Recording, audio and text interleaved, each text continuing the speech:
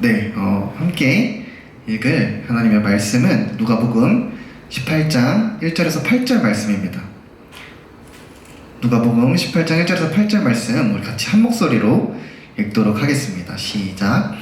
예수께서 그들에게 항상 기도하고 낙심하지 말아야 할 것을 비유로 말씀하여 이르시되 어떤 도시에 하나님을 두려워하지 않고 사람을 무시하는 한 재판장이 있는데 그 도시에 한 과부가 있어 자주 그에게 가서 내 원수에 대한 나의 원한을 풀어주소서 하되 그가 얼마 동안 듣지 아니하다가 후에 속으로 생각하되 내가 하나님을 두려워하지 않고 사람을 무시하나 이 과부가 나를 번거롭게 하니 내가 그 원한을 풀어주리라. 그렇지 않으면 늘 와서 나를 괴롭게 하리라 하였느니라. 주께서 또 이르시되 불의한 재판장이 말한 것을 들으라. 하물며 하나님께서 그 밤낮 부르짖는 택하신 자들의 원한을 풀어주지 아니하시겠느냐. 그들에게 오래 참으시겠느냐. 내가 너희에게 이르노니 속히 그 원한을 풀어주시리라. 그러나 인자가 올 때에 세상에서 믿음을 보겠느냐 하시니라. 아멘. 네,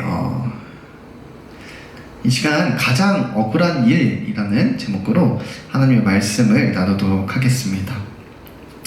네, 제 카카오톡 프로필 사진들을 혹시 보신 적 있나요? 네, 보시면 아시다시피 저희 집에서 강아지 한 마리를 키웁니다. 혹시 모르시는 분들을 위해서 사진 하나, 네, 저희 강아지 사진 하나 띄워드릴게요. 네, 얼마 전에 강아지가 췌장염에 걸려가지고 입원을 하게 됐습니다. 이 사진은 퇴원해서 강아지가 기쁜 마음으로 병원을 탈출할 때 찍은 사진입니다. 네, 췌장염에 걸려서 입원을 하게 되었는데 수의 선생님께 그 원인을 물어봤습니다. 그랬더니 이 강아지가 기름진 음식을 먹어서 이 췌장염에 걸렸다라고 말씀해 주셨습니다. 사람이 먹는 그런 기름진 음식을 강아지한테 주면 안 되는데 강아지의 끊임없고 끈질긴 그 간절한 눈빛 발사, 그 눈빛 발사를 참지 못하고 저와 이제 제 가족들이 강아지한테 이렇게 기름진 음식을 먹였기 때문에 이렇게 강아지가 췌장염에 걸리게 된 것이었습니다. 한번 그렇게 강아지가 아프다 보니까 이제는 절대 그 끈질기고 간절한 눈빛에 넘어가지 않겠다고 가족 모두가 다짐하고 또 결심하게 되었습니다. 그런데 오늘의 본문은 저희 강아지가 끈질기게 애원해서 우리가 음식을 주었듯이 마치 하나님께 끈질기게 기도한다면 하나님께서 그 기도를 결국 우리의 기도대로 들어주실 것이라는 그런 내용으로 쉽게 우리가 읽고 넘어가는 본문입니다. 그런데 여러분, 오늘 본문을 살펴보기 전에 먼저 질문을 한번 해보자면 과연 하나님께서 우리의 어떤 기도라도 들어주실까요? 마치 우리의 기도가 강아지가 기름진 음식을 구하는 그런 강아지의 바람과 같다면 우리의 바람대로 그 기도가 응답될까요? 네, 아니겠죠. 굳이 우리가 본문을 살펴보지 않아도 우리의 기본적인 하나님에 대한 이해, 성경 지식으로도 알 수 있듯이 오늘 본문은 어떤 기도라도, 우리가 원하는 어떤 기도라도 우리가 끈질기게 기도한다면 하나님께서 이루어 주신다라는 그런 내용이 절대 아닙니다. 그렇기에 오늘 본문이 과연 그럼 어떤 기도를 이야기하고 있는지 한번 자세히 살펴보길 원합니다. 먼저 본문 1절을 보면은 오늘 본문에 등장하는 비유의 목적을 알 수 있습니다. 함께 1절 읽어보겠습니다. 1절입니다. 시작. 예수께서 그들에게 항상 기도하고 낙심하지 말아야 할 것을 비유로 말씀하여. 아멘. 네, 일단 예수님께서는 오늘 본문 비유를 통해서 제자들에게 기도해야 하고 낙심하지 말아야 한다라는 것을 말하려고 하고 있다는 것을 알 수 있습니다. 그렇다면 무엇을 기도해야 하고 또 무엇에 낙심하지 말아야 할지 계속해서 오늘 본문을 천천히 살펴보도록 하겠습니다. 오늘 본문에는 두 인물이 등장합니다. 바로 재판장과 과부입니다. 2절에서 3절 또 읽어보겠습니다. 2절에서 3절 2절에서 3절 시작. 이르시되 어떤 도시에 하나님을 두려워하지 않고 사람을 무시하는 한 재판장이 있는데 그 도시에 한 과부가 있어 자주 그에게 가서 내 원수에 대한 나의 원한을 풀어주소서 하되. 네, 하나님을 두려워하지 않고 사람을 무시하는 재판장과 또 원수에 대한 원한이 있는 과부가 등장합니다. 먼저 이 재판장에 대해서 좀 깊게 생각해 보길 원합니다. 하나님을 두려워하지 않는다는 것은 양심이 없다라고 볼 수 있죠. 또 사람을 무시한다는 것은 인격도 없다는 것이죠. 즉 이 재판장은 양심도 없고 인격도 없어서 이 재판장에게서 어떤 개인적인 원한을 풀어줄 것을 기대하는 것은 굉장히 어려운 일임을 우리는 짐작해 볼 수 있습니다. 그런데 오늘 본문에서는 한 과부가 그 일을 해냅니다. 함께 3절에서 5절 또 다시 한번 읽어보겠습니다. 3절에서 5절 3절에서 5절입니다. 시작. 그 도시에 한 과부가 있어 자주 그에게 가서 내 원수에 대한 나의 원한을 풀어주소서 하되 그가 얼마 동안 듣지 아니하다가 후에 속으로 생각하되 내가 하나님을 두려워하지 않고 사람을 무시하나 이 과부가 나를 번거롭게 하니 내가 그 원한을 풀어주리라. 그렇지 않으면 늘 와서 나를 괴롭게 하리라 하였느니라. 아멘. 네, 여기서 한번 생각해 보길 원합니다. 하나님도 두려워하지 않고 사람도 무시하는 그 재판장이 왜 이 과부의 개인적인 원한을 풀어주는 것일까요? 네, 본문에서 과부가 재판장에게 자주 찾아가는 모습이 나오죠. 또 과부가 번거롭게 하고 늘 와서 자신을 괴롭게 할까봐 재판장이 과부의 원한을 풀어주는 모습이 나옵니다. 이 때문에 재판장이 과부의 원한을 풀어준 이유는 끊임없이 과부가 찾아가서 끊임없이 간구했기 때문이라고 쉽게 우리는 생각하곤 합니다. 이런 이해 때문에 오늘 본문이 끊임없이 기도하면 하나님께서 들어주신다. 하나님께 귀찮게 여길 정도로 기도해라. 이런 너희가 원하는 게 있으면은 무엇이든지 끈질기게 기도하면 하나님을 귀찮게 하면 그 기도 하나님께서 응답해 주실 것이다 라는 이런 부족한 해석이 나오는 것입니다. 조금 더 자세히 오늘 본문을 살펴보면 우리가 더 깊은 해석을 알 수 있습니다. 늘 와서 나를 괴롭게 하리라 에서 이 괴롭게 하다의 원어를 보면은 단순히 과부가 자꾸 찾아와서 귀찮고 성가시게 하다 그런 의미가 아님을 알 수 있습니다. 이 괴롭게 하다의 원어는 눈 밑을 치다입니다. 주먹으로 눈 밑을 치다입니다. 상대방의 눈 밑을 계속해서 쳐서 상대방을 무능력하게 만드는 것을 의미합니다. 즉 과부가 이 재판장을 자주 찾아와서 하소연한 것은 단순히 재판장을 귀찮게 한 것이 아니라 이 재판장에게 큰 타격을 주는, 재판장으로 하여금 무능력하게 만드는 그러한 것이었음을 우리는 알 수 있습니다. 여러분, 그렇다면 이 재판장에게 큰 타격이 될 만한 그러한 일이 무엇이 있을까요? 재판장으로서 무능력해질 만한 일이 무엇이 있을까요?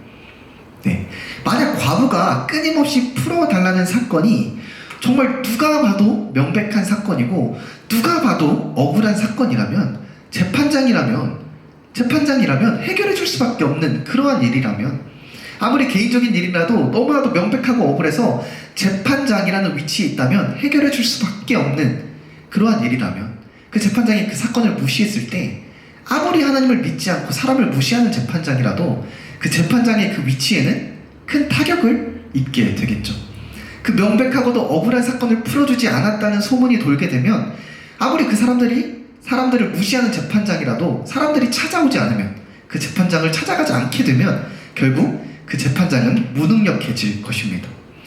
따라서 재판장이 이 과부의 간청을 들은 이유는 단순히 자주 찾아가서 귀찮게 했기 때문이 아니라 풀어주지 않으면 자신에게 타격이 있는, 풀어줄 수밖에 없는 그런 억울한 사건이었기 때문이었습니다. 그렇다면 그 사건이 무엇이었을까요? 네, 정확히는 알 수 없지만 우리가 충분히 추측해 볼 수 있습니다. 오늘 두 번째 등장인물이 바로 과부이죠. 과부는 당시 사회적 약자였습니다. 하지만 단순히 오늘 본문에서 이 약자나 소외받는 사람들을 주인공으로 하고 싶었다면 사실 과부 말고도 충분히 대체할 수 있는 그런 인물들이 많이 있겠죠. 따라서 오늘 주인공이 다른 어떤 약자도 아니고 이 과부라는 점을 보아 과부만이 가지고 있는 특징이 오늘 이야기를 이해하기 위한 어떤 한 요소라는 것을 알 수 있습니다. 그렇다면 여러분, 과부가 누구죠? 과부가? 바로 남편을 잃은 여자를 의미합니다. 그리고 오늘 본문에서는 그 남편을 잃은 여자에게 원한이 될 만한 일이 있다고 합니다. 또 그 원한을 진 원수가 있다고 합니다.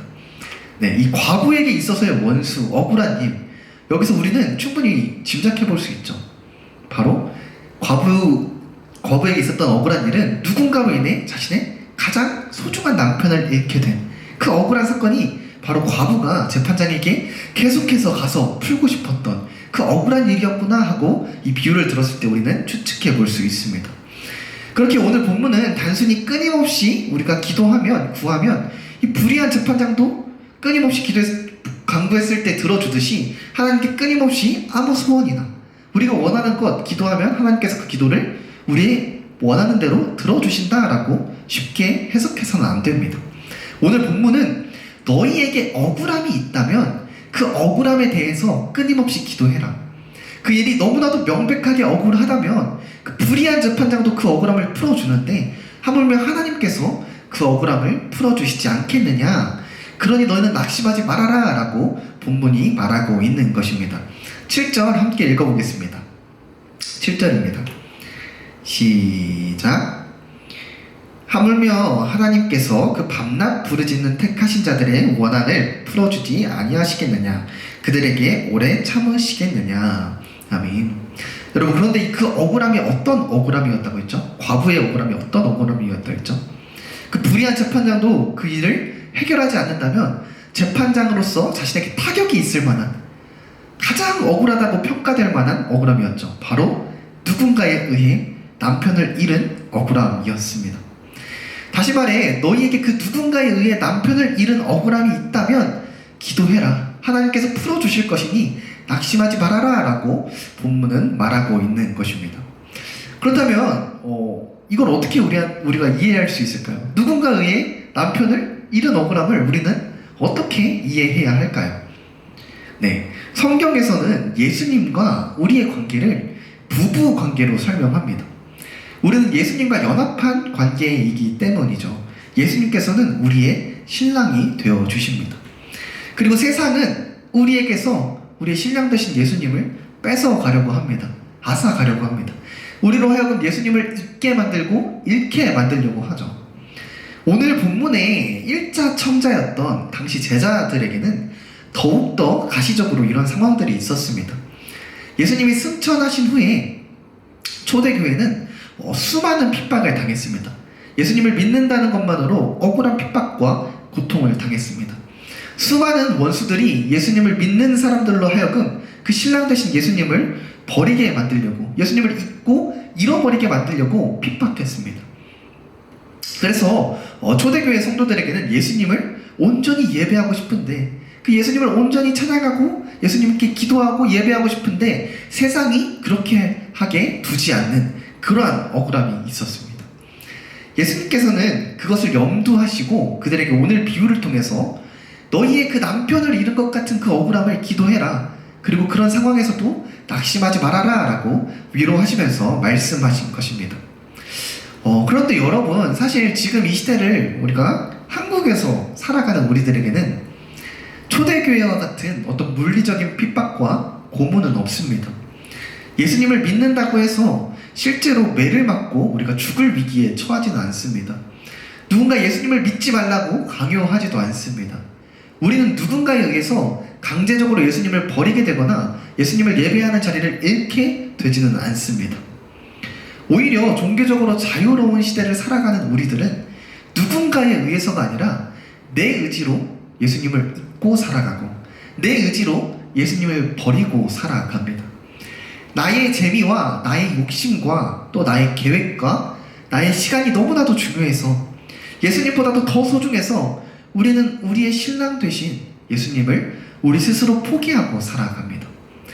어쩌면 우리에게는 이 초대교회 때와 같은 누군가에 의해 예수님을 잃게 되는 그 억울함이 없습니다. 오히려 매번 우리에게 버림받는 그 예수님이 우리 때문에 억울하시지 않을까 생각해 봅니다.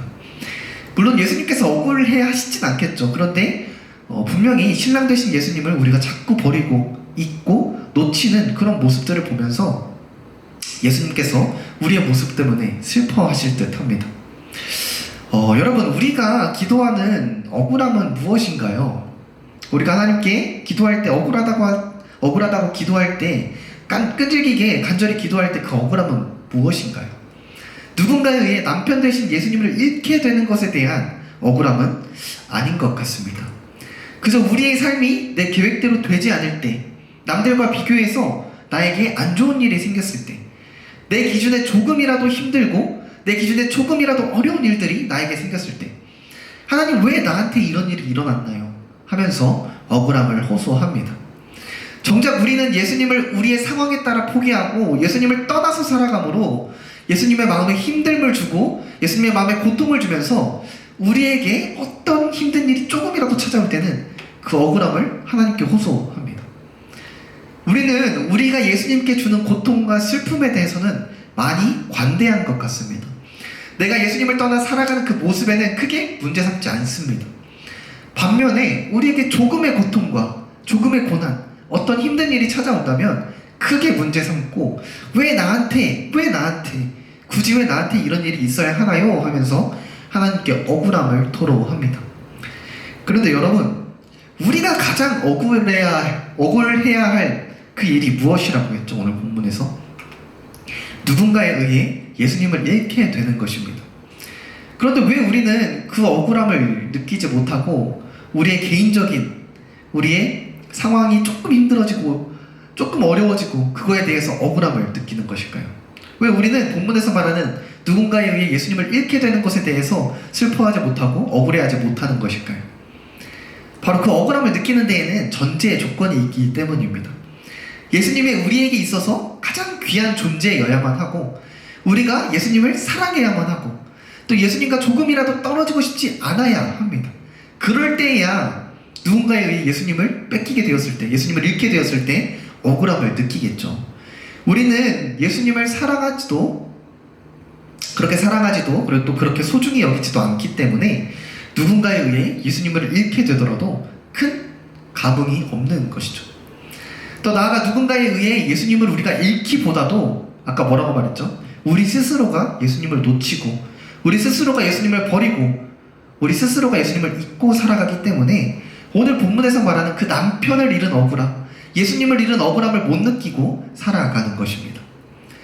여러분, 지금 예수님이 나에게 있어서 가장 귀한 존재가 아니라면, 내가 예수님을 가장 사랑하고 있지 않다면, 내 스스로가 누군가에 의해서가 아니라 내 스스로가 예수님을 잊고 예수님을 버리고 그렇게 살아가고 있다면 그런 우리의 모습에 대해서 먼저 큰 문제의식을 갖기를 원합니다. 오늘 본문에 등장하는 가장 큰 억울함을 느낄 그 전제조차 우리에게 없다면 슬퍼하시길 바랍니다. 예수님을 나의 가장 귀한 신랑으로 여기지 못하고 그 신랑 대신 예수님을 떠나서 살아감으로써 예수님을 슬프게 했던 그 우리의 지난 모습들에 대해서 슬퍼하시길 바랍니다.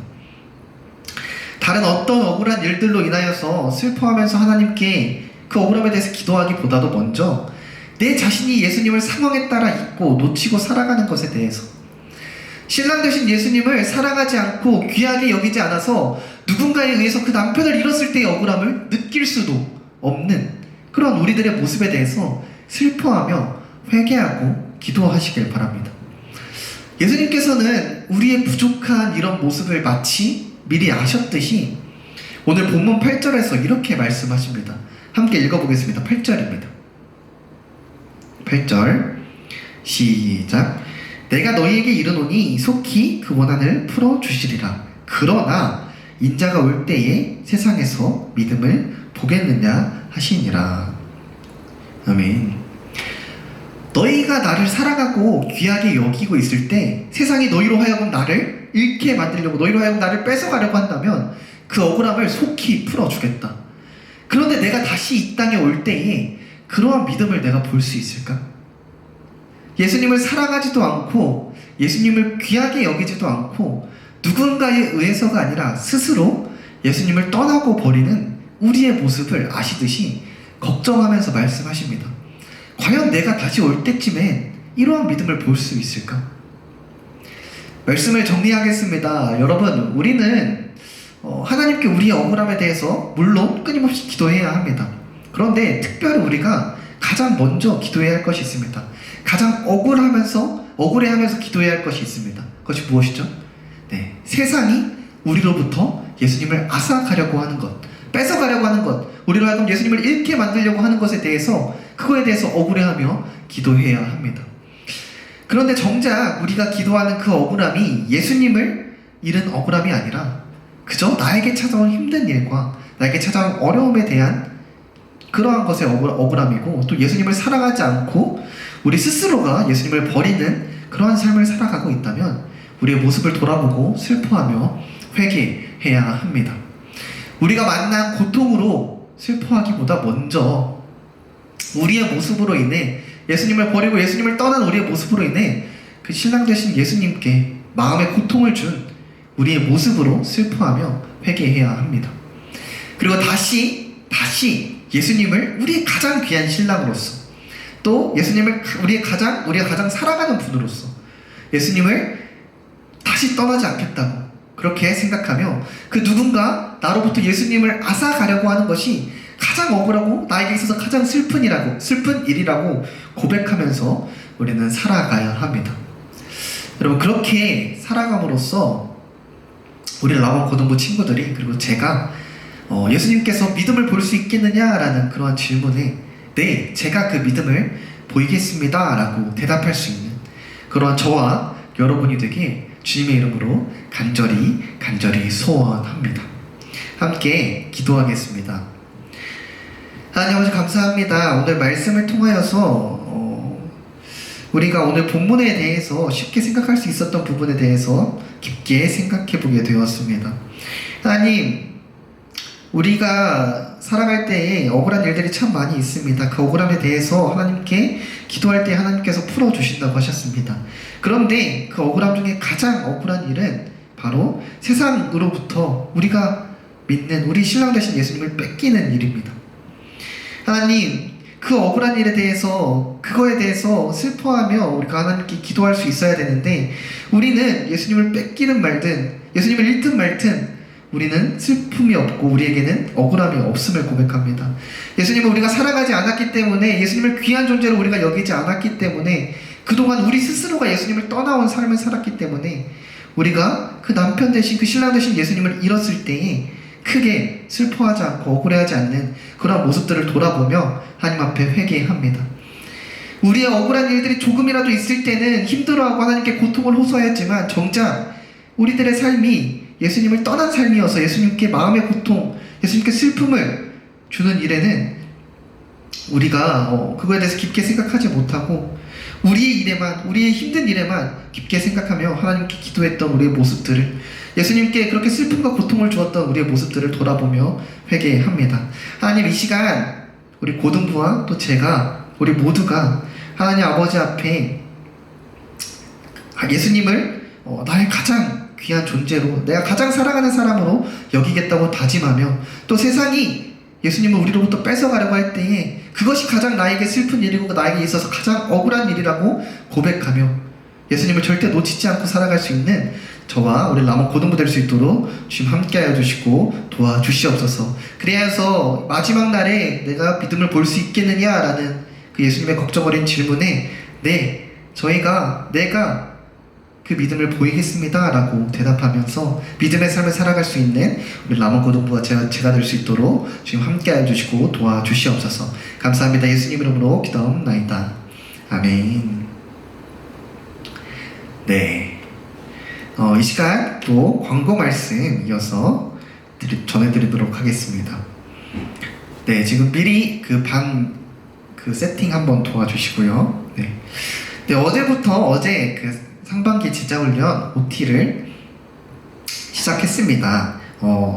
근데 몇몇 친구들과 또 이야기를 나눠보니까 주일 저녁 7시가 좀 더 편한 것 같다라고 해서 주일 저녁 7시에 진행하도록 그렇게 하려고 합니다. 원래 토요일 저녁 7시부터 하려 했는데 주일 저녁 7시에 더 시간이 되는 친구들이 있어서 그렇게 진행하려고 하니까 딱 오늘까지만 신청을 더 받도록 하겠습니다. 참여를 원하시는 분들은 저에게 오늘 내로 꼭 연락을 주시면 감사하겠습니다.